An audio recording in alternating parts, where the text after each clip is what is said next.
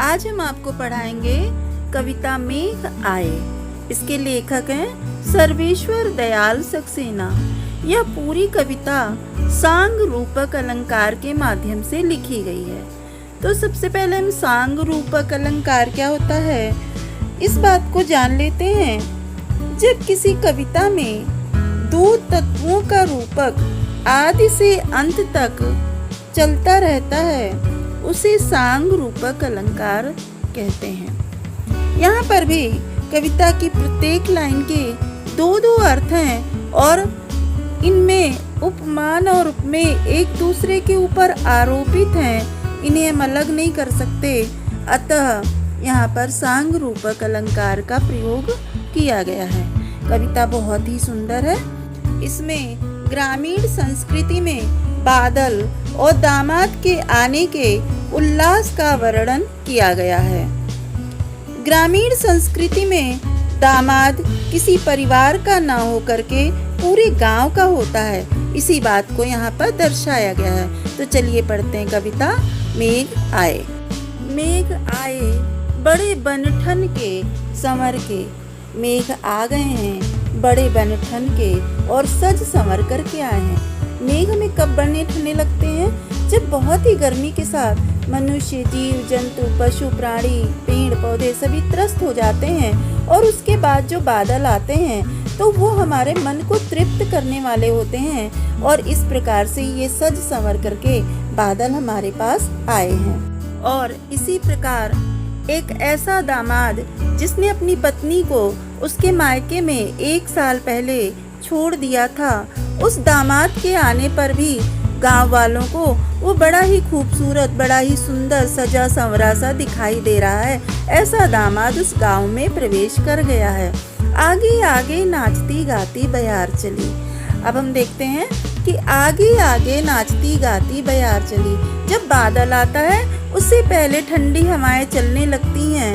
वे बादल के आने की सूचना देती हैं कि अब बादल के आने से पानी बरसेगा और सभी को इस त्रस्त करती हुई गर्मी से मुक्ति मिल जाएगी। इसी प्रकार दामाद के आने पर गांव के छोटे छोटे बच्चे नाचते गाते भागते हुए अपने घर की ओर जा रहे हैं ताकि वे सभी को बता सकें कि हमारे दामाद जी इस गांव में प्रवेश कर गए हैं।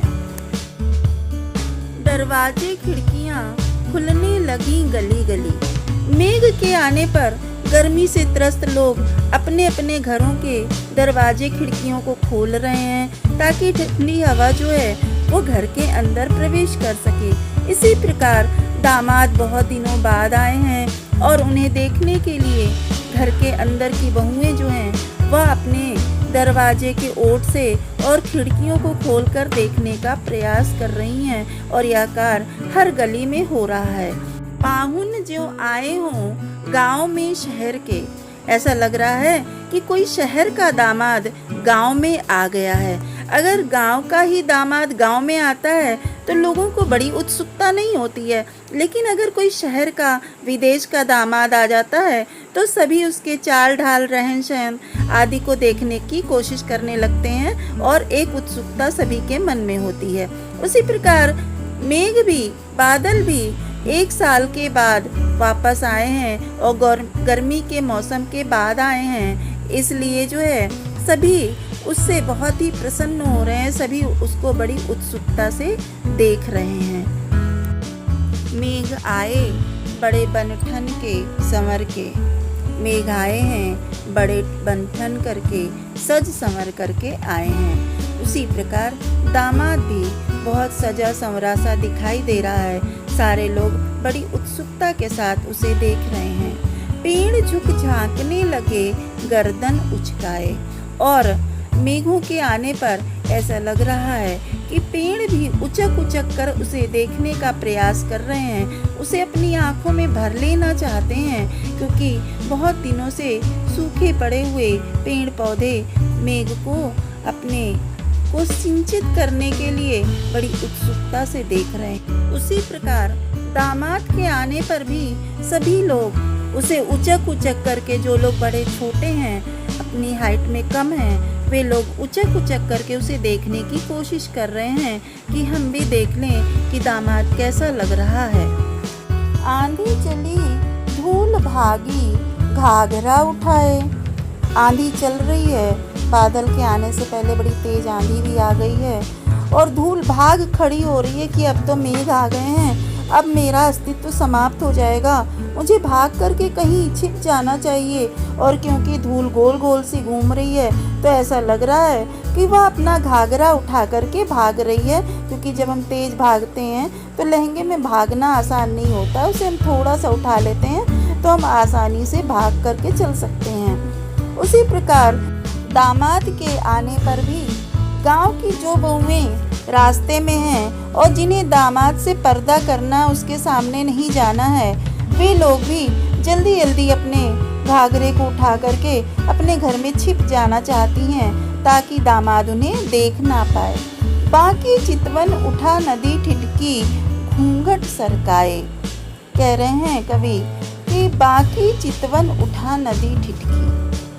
जब चारों ओर के मेघ आते हैं तो चारों ओर की हवाएं चलने लगती हैं। ऐसी स्थिति में नदी का प्रवाह दिखाई नहीं देता कि वो किधर को बह रही है, वो ठिठक सी गई है और ऐसा लगता है कि नदी बहुत सूखी सी हो गई है। वह बड़ी आशा से मेघ की ओर देख रही है कि मेघ बरसेंगे और मैं प्रसन्न हो जाऊंगी, मैं भरपूर हो जाऊंगी, मैं प्रसन्नता को प्रकट कर पाऊंगी। उसी प्रकार एक ग्रामीण बाला भी, जो शायद दूसरे गांव की बहू है, वह एक टक अपनी सुंदर आँखों से तथा अपने घूंघट को थोड़ा सा सरका करके उस दामाद को देख रही है। मेघ आए बड़े बन ठन के संवर के। मेघ आए हैं बड़े ही बन ठन के, सज संवर करके आए हैं। अगर यही मेघ जाड़े के मौसम में आएंगे तो वो हमें बने ठने सजे संवरे बिल्कुल भी नहीं लगेंगे, क्योंकि ठंड के मौसम में अगर बारिश होती है तो वो बहुत अच्छी नहीं लगती है, बुरी सी लगती है।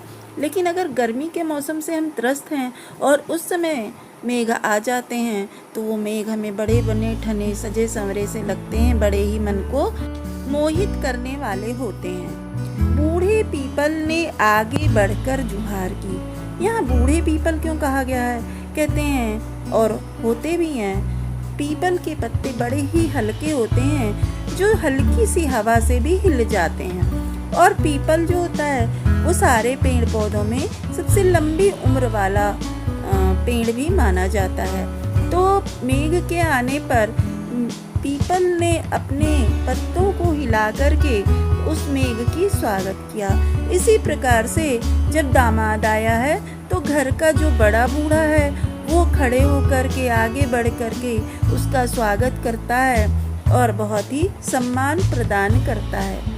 बरस बाद सुधिलीनी बोली अकुलाई लता ओट हो किवार की। यहाँ पर कवि कह रहे हैं कि जब मेघ आया है उस समय लता जो है, जो पेड़ पौधों के ऊपर अपना आश्रय बनाती है, किसी दीवार के सहारे, किसी बड़े वृक्ष के सहारे चढ़ती है, वह भी जल के बिना बिल्कुल सूख चली है और बहुत ही दयनीय अवस्था में पहुंच गई है। ऐसी स्थिति में वह मेघ से उलाहना करती है, उलाहना देती है, उससे शिकायत करती है कि तुमने 1 बरस के बाद मुझे याद किया है, सुधिलीनी याद किया है, बरस बाद 1 साल के बाद। ऐसा इसलिए कहा गया है यहाँ पर कि बारिश का मौसम भी अपने चक्र के अनुसार 1 वर्ष के बाद ही आता है। अतः वह उससे कह रही है कि तुमने 1 वर्ष के बाद मुझे याद किया है। और दामाद के आने पर लता जो है, उसकी पत्नी का नाम है लता, उसकी पत्नी है, जो उससे शिकायत कर रही है क्योंकि बड़े लोग उसका स्वागत कर रहे हैं लेकिन उसके में अब धैर्य का समापन हो गया है।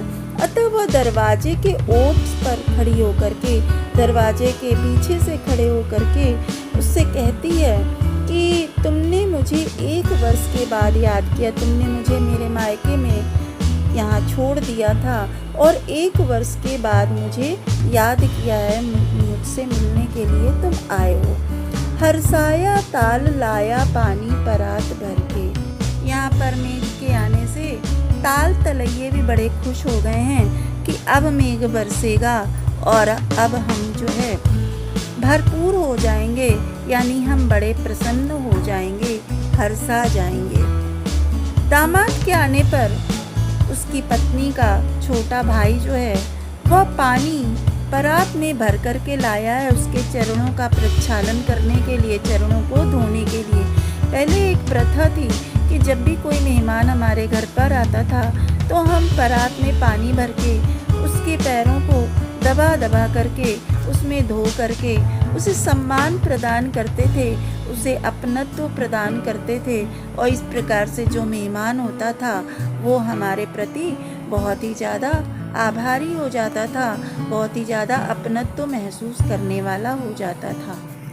तो इसी प्रथा को चरितार्थ करने के लिए दामाद की पत्नी का भाई भी यानी उसका साला परात में पानी भर कर के ले आता है और बड़ा ही प्रसन्न है कि जो मेरे जीजा जी ने मेरे बहन को 1 वर्ष के लिए छोड़ दिया था वह उसे मिलने के लिए यहाँ आए हैं और मेरे लिए भी शहर की बहुत सारी नई बातें और नई चीज़ों को भी लेकर के आए होंगे। यह सोच करके उसका भाई भी बड़ा प्रसन्न हो जाता है। मेघ आए बड़े बन ठन के संवर के, मेघ आए हैं बड़े ही बन ठन के और सज संवर के आए हैं। दामाद भी अपने ससुराल में बहुत ही बन ठन के सज संवर के आया है, क्योंकि जब हम कहीं और जाते हैं तो हम जो भी मिलता है वैसा ही पहन के चले जाते हैं, लेकिन अगर कोई लड़का ससुराल जाता है तो वो अपने वार्डरोब से सबसे अच्छा कपड़ा ही पहन करके जाने की कोशिश करता है, सबसे अच्छी तरीके से सज संवर करके ही जाने की कोशिश करता है। लास्ट स्टेंजा देखिए। क्षितिज अटारी गहराई दामिनी दम की। अब काले काले मेघ पेड़ पौधों के आकर्षण से नीचे की ओर आ गए हैं और अटारी यानी छत से देखने पर धरती और आकाश के अंतर को भी समाप्त कर रहे हैं और बहुत तेज बिजली भी चमक उठी, दामिनी दमकी यानी बिजली भी चमक उठी है। तथा दामाद का स्वागत हो जाने के पश्चात वह अपनी पत्नी से मिलने के लिए छत पर जाता है। जैसे ही उसकी पत्नी वहाँ पर आती है वैसे ही उसकी तुलना, उसके मुखड़े की तुलना दामिनी यानी बिजली से की गई है कि वहाँ पर चमक आ जाती है। ऐसा कवि ने कहा है। क्षमा करो गांठ खुल गई अब भरम की। अब काले मेघ धरती और आकाश के अंतर को समाप्त करके बरसने के लिए बिल्कुल तैयार हो चुके हैं तथा दामाद के पास जाने पर उसकी पत्नी भी उससे कहती है कि मुझे भ्रम हो गया था कि तुम मुझसे प्रेम नहीं करते हो। यह भ्रम आज तुम्हारे आने से टूट गया है। बांध टूटा झरझर मिलन के अश्रु ढरके। और काले काले बादल जो हैं, काले काले मेघ जो हैं वो बरस जाते हैं, बहुत तेज बारिश होने लगती है और दामाद की पत्नी यानी कि लता के आँखों से भी आंसू बह उठते हैं। उनके बीच जो भ्रम की दीवार थी वह बह जाती है और दोनों ही मिलन के अश्रु अपनी आँखों में बहाने लगते हैं। मेघ आए बड़े बन ठन के संवर के, मेघ आ गए हैं बड़े ही बने ठने और सजे संवरे तथा सभी के मन को मोहित करने वाले दिखाई दे रहे हैं। दामाद भी 1 वर्ष के बाद अपने ससुराल में आया है और वह भी बड़ा ही सुंदर, बड़ा ही सजीला दिखाई दे रहा है।